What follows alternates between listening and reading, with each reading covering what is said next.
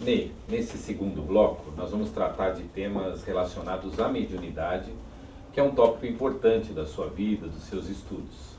Eu vou passar inicialmente a palavra para o Saulo, seu sobrinho, que conhece também bastante da sua história e que vai fazer a primeira pergunta no bloco sobre mediunidade. Pergunta bem direta, tio. Por que foi criado o COEM? O que motivou a criação do COEM por aquela equipe do Luz Eterna? É interessante, né? A gente observar que certas instituições espíritas, por uma ordenação, possivelmente espiritual, ela consegue reunir elementos afins para determinados projetos, né? Podem ver, a história do Chico Xavier tem um projeto onde entram pessoas que vão desenvolver função importante na assessoria da mediunidade do Chico, principalmente o seu patrão, né, na fazenda modelo lá de Pedro Leopoldo, que foi um homem rigoroso e que, por coincidência, tornou-se espírita em Ponta Grossa, sendo diretor da Fazenda Modelo em 1924. O patrão do Chico em Uberaba vai ser. E ele é que ordenou a mediunidade do Chico Xavier, os chamados cultos do Evangelho da Família. Ali o Chico manifestou a mediunidade. Falei da Almeca de Ponta Grossa, que reuniu uma porção de moços e moças que formaram um laço doutrinário fortíssimo. E muitos deles foram sendo encaminhados para um lugar ou outro. No nosso caso, no Luz Eterna, nós reunimos em Ponta Grossa 4 jovens casados, né, recém-casados, no Luz Eterna. O Newton, né, o Dr. Alexandre Sec, né, que aliás tem um mérito excepcional na liderança do movimento espírita de então, com o seu conhecimento doutrinário espetacular, principalmente no campo da mediunidade, certo? Médico, neuropatologista clínico, depois psiquiatra, né? E que criaram, inclusive, um paradigma terapêutico no Hospital Espírita de Psiquiatria Bom Retiro, hoje desativado ou totalmente alterado pela ordem instituída dos que sabem das coisas, ou dizem que sabem. Muito bem, o Newton, o Dr. Alexandre Sec, o Dr. Célio Trujillo Costa, que foi membro da Mocidade Espírita de Ponta Grossa e já tinha a mediunidade psicográfica desenvolvida. O Dr. Alexandre também já tinha mediunidade psicográfica. O Newton dava sinais de evidência, né, mesmo de psicografia, e com grande inclinação para a poesia mediúnica, né? Newton, esse grande médium, o seu Januário. E essa equipe reuniu-se em Luz Eterna. E coincidente, as esposas nossas, né, eu era solteiro, solteiríssimo, como é que se diz? Solteiríssimo frustrado. Ainda não tinha encontrado a minha alma gêmea, do livro Amor e Ódio, que eu li da Ivone Pereira, do Charles, certo? A idealização. Inclusive fiz um presente para ela, depois que eu encontrei a alma, fiz um presente desse livro para ela. E com todas as honras e desonras, estamos puxando o carro até hoje. 44 anos de casados. Com a mesma. Né? Que hoje a coisa é muito mais aberta e tal. Mas os rigores da época, na moral, né, tradicional, era assim. Casar para cumprir um projeto e tal. Não é indissolúvel até a morte, mas é indissolúvel. Entenderam? Né? Era essa a mentalidade predominante. Por razões espirituais. Tudo bem. Aí nós reunimos no Luz Eterna. Os quatro, eu vim em 67 para cá, né? Para fazer medicina. E quando eu fiquei noivo, eu vi que com a profissãozinha que eu tinha, não suportava uma família. Ledo engano, né? Mas vim para fazer medicina e logo entrei em crise emocional. Encontrei em crise emocional. Na época chamava-se crise existencial. Fazia o curso superior de pedagogia, né? Fiz 2 anos em Ponta Grossa e terminei na Universidade Federal aqui. Entrei em crise existencial. Mas ligado à Luz Eterna E a Federação Espírita do Paraná, através da URE local, do Conselho Regional Local, né, desenvolvia um grande trabalho doutrinário na área de estudo e exposição. Conseguimos pôr na própria sede da Federação cursos intensivos de estudos da doutrina espírita em geral. E fizemos alguns ensaios sobre a parte de organização de trabalho mediúnico e a formação de doutrinadores, de orientadores dos trabalhos mediúnicos, né? Aos sábados à tarde nós nos reunimos na federação e todos os centros espíritas de Curitiba participavam com representantes, em dinâmica de grupo, meia hora de exposição e daí debate sobre questões, como dirigir um trabalho, como organizar a mediunidade, tal. Eu tenho a cópia desse documento em casa, acho que é o único que tem, não sei se o Nilton tem, né? Para nós um dia mandar para a Federação Espírita com um bilhetinho de boas graças. Muito bem. E a Luz Eterna, desde cedo, né? Quando essa equipe chegou lá, nós tivemos a aventura, né, de termos os dirigentes antigos, mas com ideias, com visão das coisas mais abrangente. O Luz Eterna era um centro com trabalhos práticos mediúnicos, com grupos mediúnicos, de fulano, beltrano, cicrano, como eram os trabalhos mediúnicos tradicionais, que tem os dirigentes do trabalho e os donos. Tem a chave do centro, vão lá na quarta-feira à tarde e tem um trabalho tal. Quinta-feira à noite, vai um outro senhor lá com a chave, papapá. Era gente boa, né? E no salão principal, né, antigo da casinha de madeira da Luz Eterna, né, na frente tinha uma fotografia de Allan Kardec. Aquela fotografia célebre, né, em pintura, não sei como é que foi feita na época, acho que não era foto, não sei se existia fotografia na época de Kardec, uma estenografia, sei lá o que, né? Aquela famosa do bigadão kardeciano, né? E o Célio Costa, Dr. Célio, ele, no final das palestras, das aulas, era encarregado de fazer perguntas, não é? E fazia uma pergunta para cada um. Magda, Saulo, Daí chegou no último senhor, ele não tinha mais perguntas formuladas, como nós organizamos, né?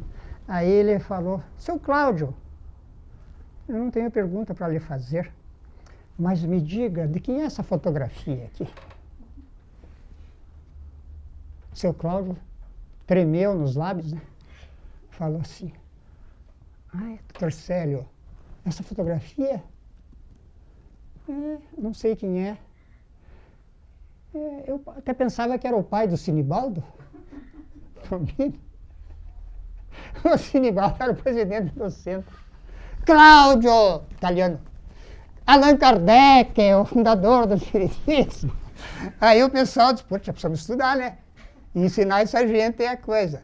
Daí o Luz Eterna fez diversos cursos preparatórios, inclusive os pontos da Escola de Médium, da Federação Espírita de São Paulo, né? Durante 4 anos. Estudamos todos os volumes da Escola de Médiuns.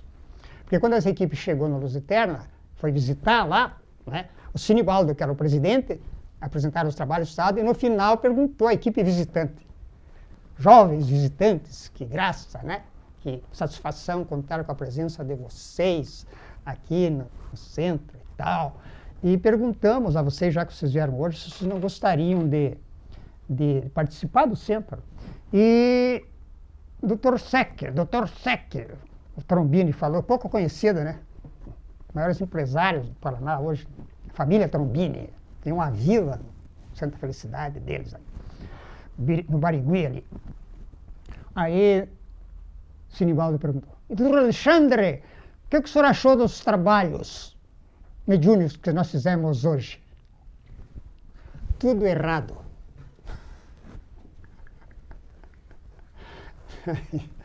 Eu sei que era assim, né? Ele tinha uma tecnologia de questionar o cara sem, né, uma certa arrogância, mas positivo, que nem o Herculano. É assim e acabou. Herculano Pires, né? Você conhece o Herculano. Aí o seu Sinibaldo meio, né, balançou assim, puxa, eu imaginava que eu tinha apresentado o melhor dos trabalhos do mundo, né? Uma equipe dessa, doutor Alexandre, doutor Célio. Estava junto? Estava. Milton. Tudo errado. Aí o italiano falou: você conserta? Aí ele cruzou as pernas, era bem magrinho que nem eu. Ele cruzava a perna e enrolava aqui assim. Sozinho eu não conserto. Mas se o senhor admitir que eu trago uma equipe para cá, nós podemos tentar fazer um trabalho. Foi assim que essa equipe foi entrando na Luz Eterna. Dos maridos e das esposas.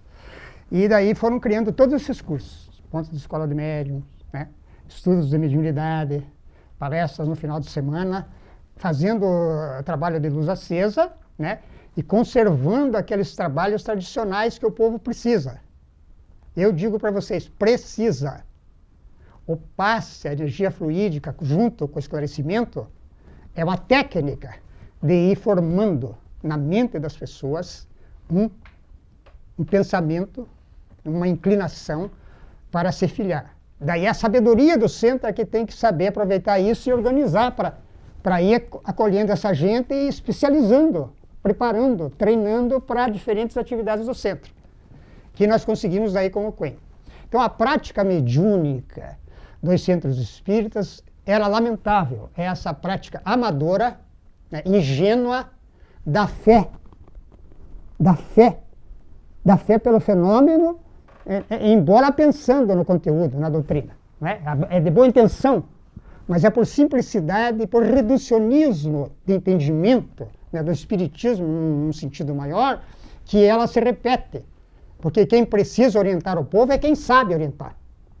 Né? Então, quem sabe orientar tem que usar inteligência, sabedoria e desenvolver técnicas de envolvimento e preparação da gente. Né? O ensino espírita é democratizado. Né? Aí, a partir do geral, você vai especializando. E na parte da mediunidade, que é lamentável, né? Todo mundo sabe, na história do mediunismo no Brasil, lamentável por essa situação, da simplicidade, do reducionismo, né? E da fé nessa coisa transcendente que se descobre como real, que é o espírito, mas que se cultiva isso de uma maneira tradicional, da crença fideísta, né? E mais ou menos dogmática, dentro dos paradigmas da liturgia e tal, travestidos de outras formas de comportamento, né, mental nos trabalhos. Então, observando, porque nós corremos o Paraná inteiro, todas as URIs trabalhando, e a URI Centro Litoral, que era a primeira aqui em sede em Curitiba, correu todo aqui o litoral, São Mateus do Sul, até o litoral paranaense, Paranaguá, Antonina, Morretes, Guaratuba, tal, isso, até Adrianópolis, na divisa com São Paulo, na Ribeira, lá em cima. Essa era a região nossa, a jurisdição. Fomos aos centros espíritas, conversando com as pessoas e fizemos um laço fraternal com todos os presidentes desse centro, aquelas líderes, aquelas mulheres, né? Todo mundo ficava encantado com o Dr. Célio, o Newton, o Ney, o Dr. Alexandre, o Adolfo Riques, o Honório Melo, beleza? Né? Formou-se um clima de confiança e com a base, né? E aí, Luz Eterna, vendo os problemas internos do centro, que formava com grupos mediúnicos, com chave do dia, grupo de fulana, como eu falei, né, estudando a fundo a mediunidade, o desenvolvimento da mediunidade, o psiquismo mediúnico, né, com todo o conhecimento teórico que vem dos clássicos, Luz Eterna concluiu da necessidade também de formatar uma metodologia teórico-prática, como aconselhava Kardec no Livro dos Médiuns, não é? Teórico-prático, que teria a vantagem de desenvolver um grande número de médiuns, como diz Kardec, né? E facilitar a divulgação da doutrina. Então, usar a mediunidade como instrumento, né? Ao mesmo tempo de desenvolvimento pessoal do médium e da ideia espírita, do ideal espírita. Porque não tenha dúvida que o fenômeno é chamativo. A curiosidade tem que ser transformada em interesse e consciência, não é? Então, com esse trabalho de esclarecimento profundo e metodizado, né, didatizado, gradativo, ele mesmo aconselha, né, Kardec dá dicas da metodologia lógica de você organizar trabalhos, a partir do desconhecido para o conhecido, num crescendo regular para dominar a informação, o conhecimento, tal. Ele era pedagogo. Né? O pedagogo, justamente, ele se especializa no método, uma das especialidades, né? No método da grade curricular, tendo em vista um objeto de desenvolvimento que é o educando, o aluno. a mediunidade é uma função, é uma faculdade, como a inteligência. Então, assim como na didática você desenvolve a aritmética, a matemática na cabeça do aluno, em passos lógicos, né, graduados e tal, também a mediunidade é uma potência que tem que ser regulada para ela ir se estruturando de maneira equilibrada, sadia e produtiva, né, dentro de toda uma orientação complementar. Então, criou-se o Coen. Uma ideia inspirada pelo Dr. Célio, o Sec, o Trombini, o Raul Trombini e o Newton. Vocês participaram das primeiras reuniões, onde eles esboçaram, né, um programa, porque nós já tínhamos muitas experiências de formatação de programas na UMEC, na Mocidade, nos estudos doutrinários federativos. Então, surgiu a necessidade de formar o Coen para ajustar a mediunidade espírita à orientação genuinamente kardeciana, que até hoje é o melhor tratado de mediunidade que existe, porque nenhuma corrente científica paralela organizou isso. O Richer classificou os fenômenos, né, e as funções subconscientes, mas a organização do tratado de mediunidade, de um manual de mediunidade, um manual científico da mediunidade, à luz dos critérios espíritas de formatação daquela ideia, né, da condução do desenvolvimento dessa função, Kardec. Né? O que pode desenvolver a posteriori, mas aí isso é um trabalho realizado. Daí surgiu a necessidade do Coen. Então, o porquê do Coen foi em função dessa miscelânea mediúnica, né, que se fez e ainda hoje se faz por aí, né, e veio o Coen para o Luz Eterna, resolver a sua problemática. E se algum outro centro quisesse aplicar essa metodologia, o Luz Eterna forneceria toda a informação, todo o apoio, etc., né, para tornar a mediunidade um instrumento de verdadeiro desenvolvimento da personalidade do médium, né, e do atendimento às propostas da doutrina, que a doutrina é a ciência que trata, né, da mediunidade e do uso da mediunidade em benefício do próximo, que está num nível de perturbação e tal, principalmente, né, além de servir de canal de pesquisa em outro nível. Né. Nós vamos continuar nesse assunto. Quero pedir para a Magda, companheira nossa do CPDOC, fazer a próxima pergunta. Bem, você até já falou um pouco, mas de que forma o Coen afetou a prática mediúnica? Eu queria que você explorasse um pouquinho mais. Isso mesmo. Porque a gente, em um determinado momento, pensava, né, criou-se no movimento espírita a falsa ideia de que médium não precisa estudar, né? Que a faculdade é natural, e quanto mais espontânea ela for, mais autêntica. Né? Na verdade, é falso esse raciocínio, né? Porque o médium não é uma máquina, o fenômeno mediúnico não é uma mecânica, né? Ele é um envolvimento de forças psíquicas e orgânicas complexas, né? Em simbiose com as faixas espirituais variadas. Mediunidade é sintonia. Mas a sintonia é o sinal que você consegue gerar e construir, como uma torre de transmissão ou de recepção, que tem que ter capacidade A, B ou C, não é? Então, a sintonia por consciência, por educação, por conhecimento, por informação, por domínio, né? E por conhecimento teu particular. Porque a mediunidade não existe isolada. O fenômeno mediúnico é resultante de uma somatória de forças, né? Seja ele intelectual, escrito ou psicofônico, ou qualquer, mesmo a mediunidade de efeitos físicos, e isso foi provado nas próprias pesquisas, não é? A resultante, que é o fenômeno, é resultante de um conjunto de forças sincronizadas e orientadas por inteligências habilitadas para ocorrer o fenômeno. Não é uma coisa assim, concentrei, pã.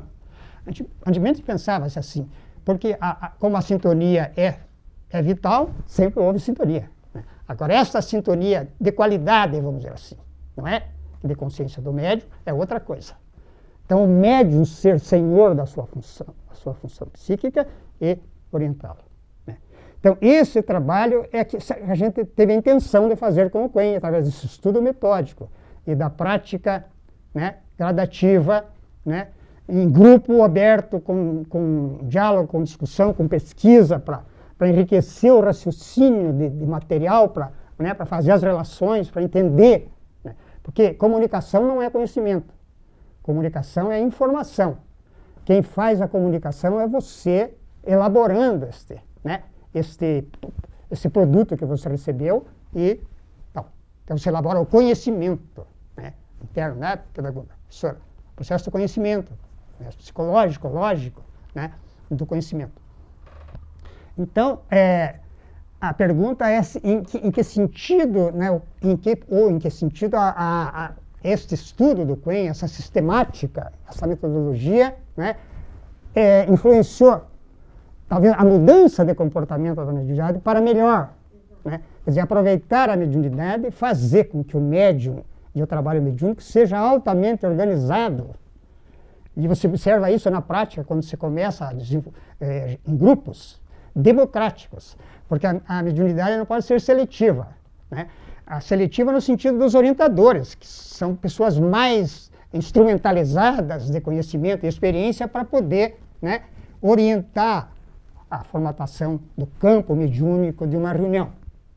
Você que faz pesquisa, por exemplo, deverá estudar profundamente essa questão da formação do grupo, né, e a participação dele. Então, era a chamada participação consciente do médium.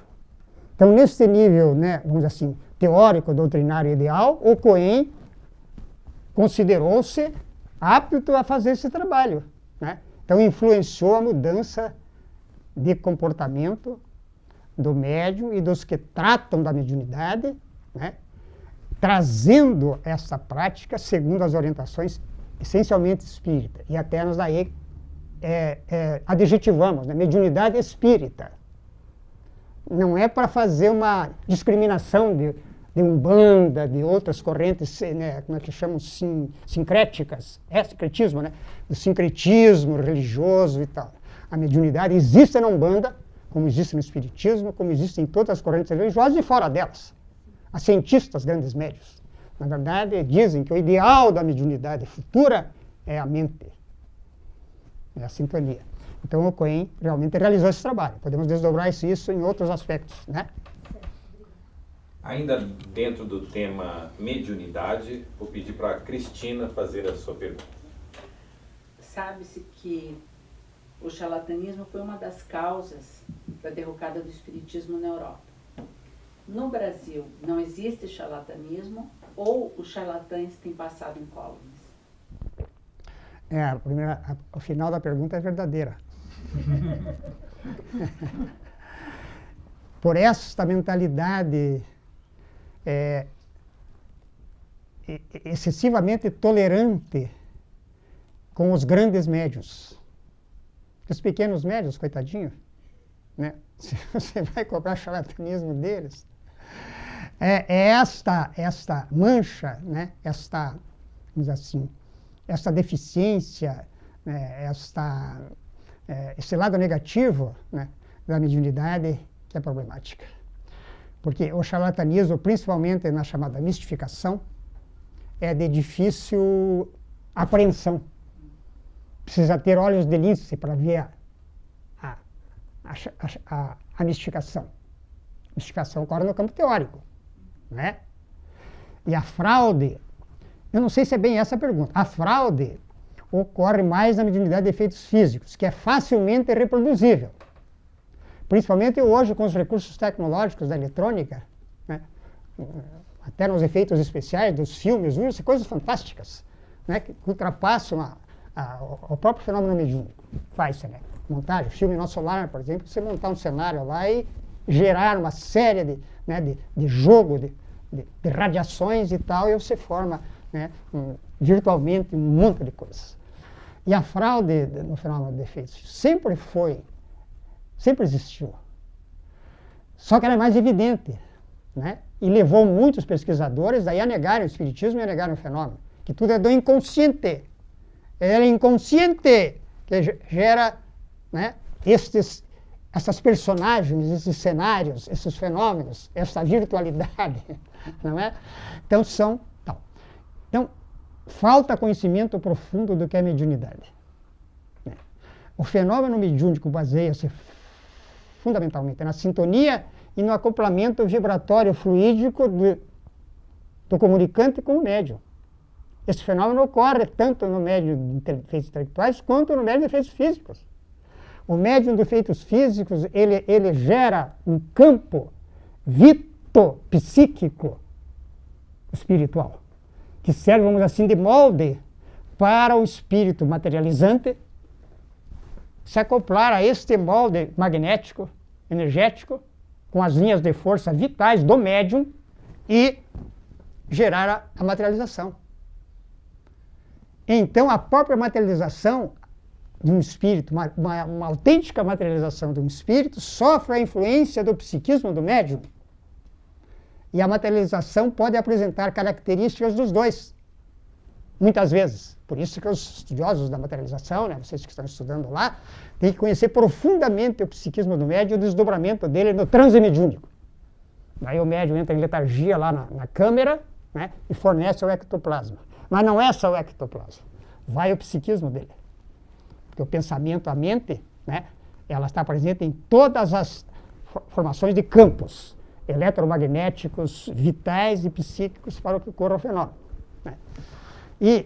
Então a fraude existe. O pior de tudo é aquilo que eu chamo, depois de muito meditar, é sofrer, né, de ver uma doutrina tão extraordinária, né, um estudo científico da mediunidade tão profundo, né, tão sério. Né. Eu lembro do Chico Xavier, uma afirmação que ele fez.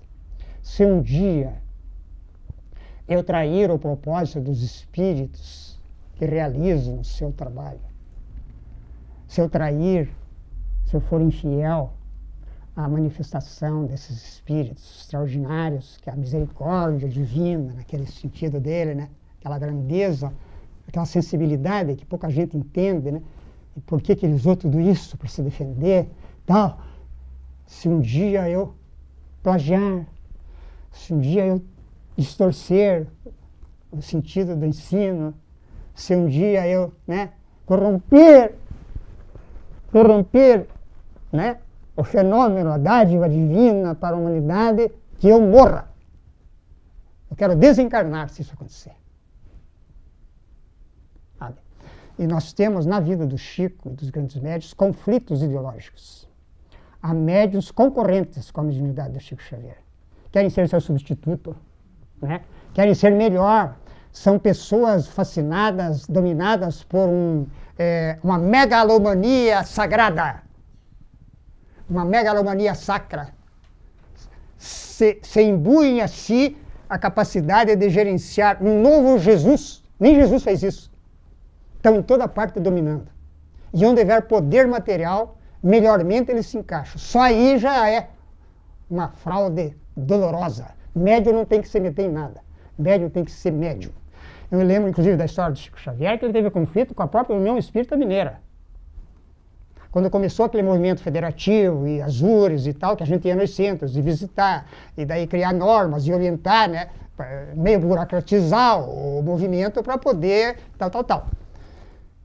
Foram lá no Chico. Ele estava acho que na União Espírita de Uberaba ainda. Foram lá 2 representantes da União Espírita Mineira falar sobre as novas normas federativas para a organização dos centros e trabalhos e tal. E o Chico tinha geriza por isso. E observem na vida mediúnica do Chico que ele nunca se submeteu a nada. Ele sempre foi autônomo. E ele saltava de um lado para outro quando era conveniente. Então, saiu de Pedro Leopoldo numa época e foi para Uberaba. Lá ele encontrou Valdo Vieira, um extraordinário médium. Né? E hoje extravagante, como é que se chama? Uma coisa exótica. Mas ele é muito mais autêntico que muitos supostos autênticos, não é? Que fazem essa mistificação fascinatória, porque são dotados do carisma, sabe? Isso é psicológico, de contágio das massas. São sumamente agradáveis, simpáticos, envolventes, fascinadores. Se apresentam fisicamente, socialmente perfeitos, em termos burocráticos. Agora é moda, né? Porque eu não pus gravata hoje. Eu ia pôr, mas digo, não, eu não sou burocrata. Né? Então, desculpa, Cristina, essas divagações, mas a fraude, né? E esta mistificação fascinatória, sutil, é muito difícil de ser identificada. Mas ela se projeta na realidade e com consequências desastrosas para o movimento espírita. Sabe? Domina o movimento espírita. Então eu digo assim, concluir depois de muito sofrer. O pior médium espírita é o médium político. Político nesse sentido da política comum, vulgar, né? Faz barganhas, faz trocas, que é isso, que é aquilo, que agrada, né? Que bajula, e faz previsões.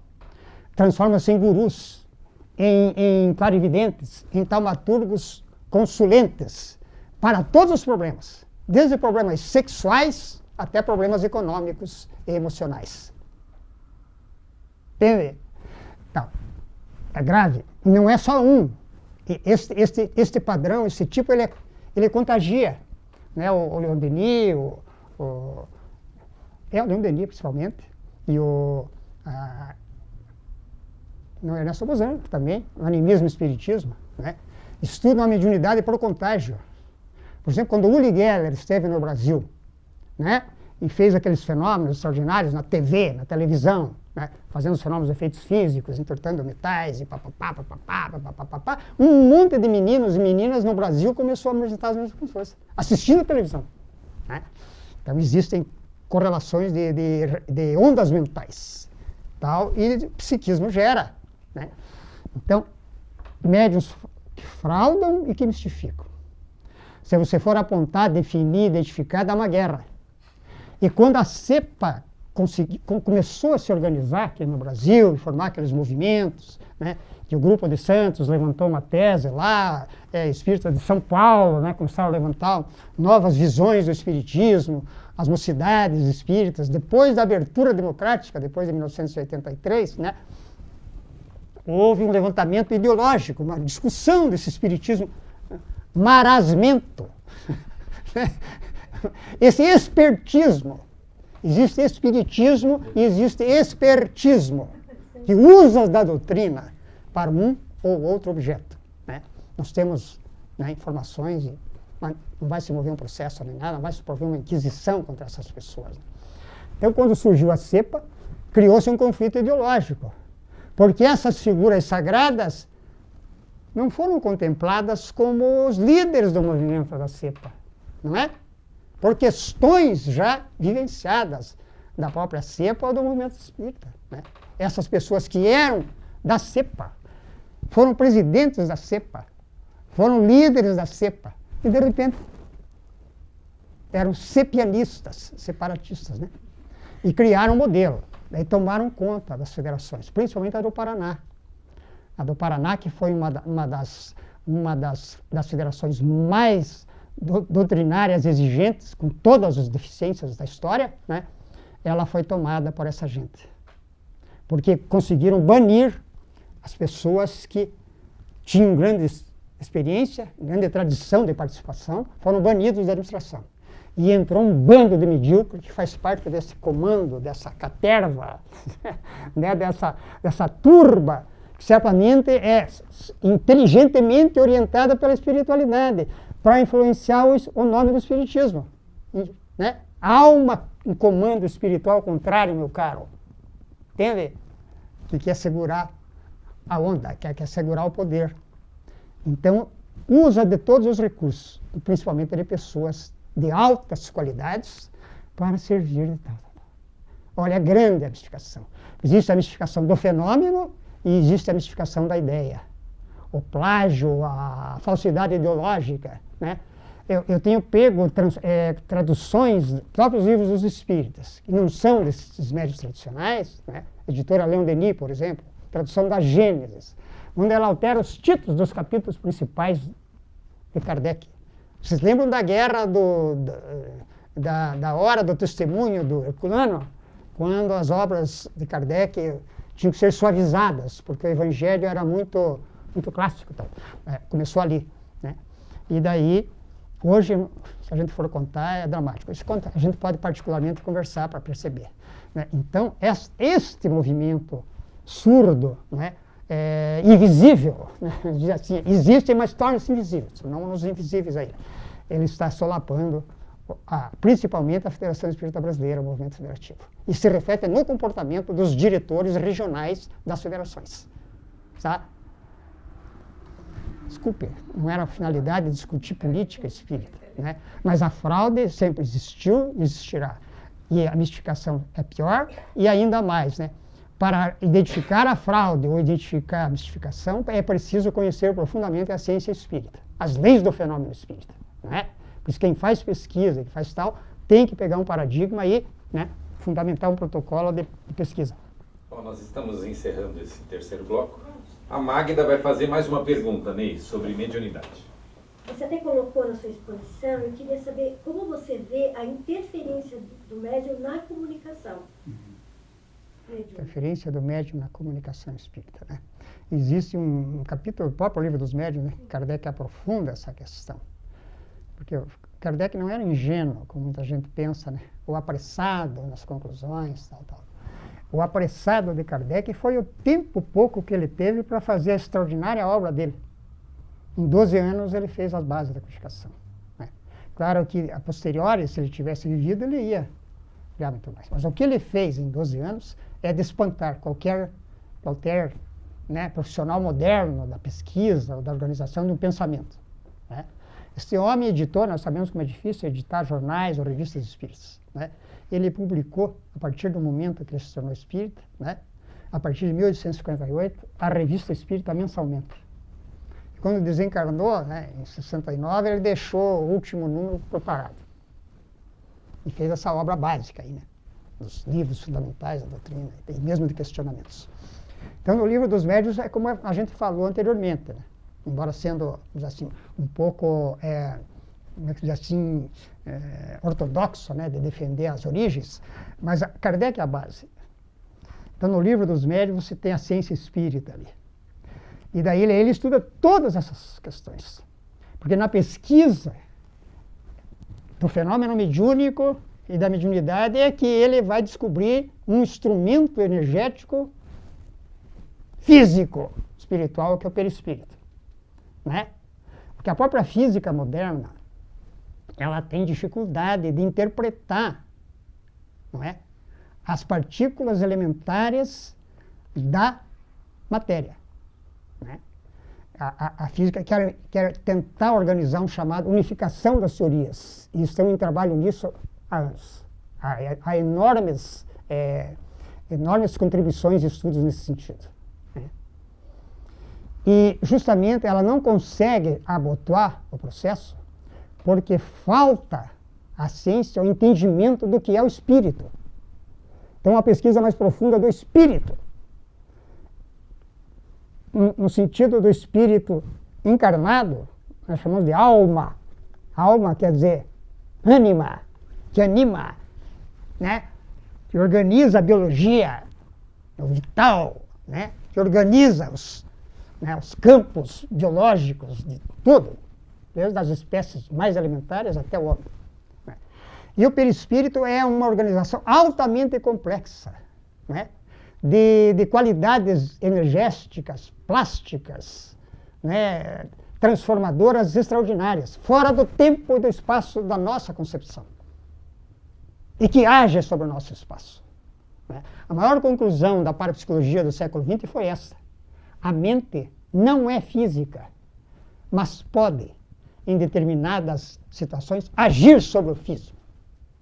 E Kardec, lá no Livro dos Espíritos, já colocava: quem organiza a matéria é o espírito, né? Lá quando ele fala sobre a gravidade, que a matéria, sem a presença desses campos organizadores, ela é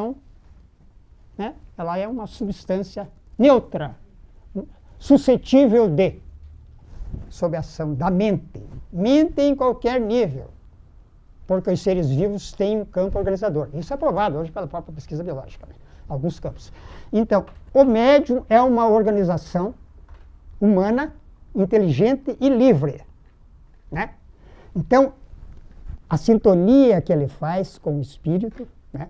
No caso de uma manifestação comum de psicofonia, por exemplo, é um acoplamento, né, de funções dele como médium, por leis psíquicas que nós estamos falando, né, com entrosamento com as ondas vibratórias do espírito comunicante.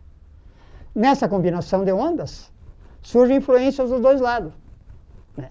E o médium, vamos dizer assim, mais fiel à comunicação, né, seria aquele que tem um violino afinado, tchá-tchá-tchá, para executar a melodia do Bach, do, né, Mozart, do Beethoven, pipi. O Chico falava assim para a gente entender linguagem prática. Às vezes eu sou 99% Emmanuel, às vezes eu sou 10% Emmanuel. O fenômeno mediúnico é plástico, variável, dinâmico. E quem observa o fenômeno mediúnico é que tem que conhecer isso. Kardec mesmo aconselha no Livro dos Médiuns. O espiritismo prático é uma bolinha de cristal. É cheia de problemas, é cheio de dificuldades, que somente um conhecimento prévio e uma grande experiência é capaz de identificar essas nuances do fenômeno mediúnico. Então o médium sempre participa do fenômeno. E a resultante é um fenômeno. Mais ou menos 80%, 100%, não importa. Na essência é a mesma.